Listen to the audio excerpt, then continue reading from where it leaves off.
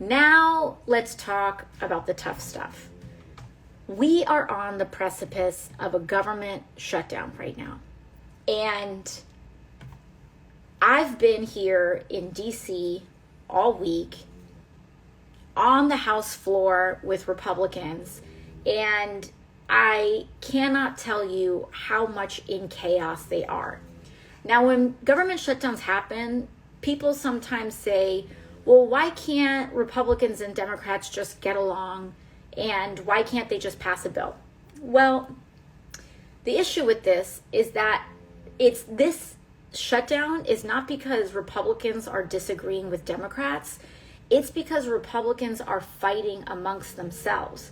The Republican Party, you kind of have these Marjorie Taylor Greens of the world, and the most extreme people in the Republican Party have basically taken over the party, and they are fighting with all the other Republicans in the party. I can't even say that they're fighting with the moderates, because let's be very clear, almost every single Republican in the Republican conference is supporting trying to ban abortion. They're trying to strip trans people from the right to exist. They're trying to, strip our ability to take books out of schools and engage in book banning. So I'm not going to call them moderate, but the most extreme of these folks are just fighting with every other member of the Republican Party.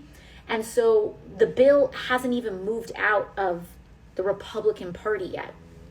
They can't negotiate with Democrats who have the House because they haven't passed a bill on their own yet either. And when they say, why can't Republicans and Democrats get along? In order to get any Democratic votes on this bill, you have to let go of some of the most extreme principles. And then in addition to that, the deal was already made. A couple of months ago, you may have heard something in the news about the debt limit and making a deal and all of these things. That's what this is about. President Biden cut a deal with Republicans, and Republicans had all of these demands. For example, the restarting of student loan payments was one of the Republican demands in order to keep the government open, and Biden had to agree to that in order for us to raise the debt limit, the debt ceiling, and in order for us to keep the government open. And the deal was, we're going to do things that we don't like. We're going to do things that we don't want to do.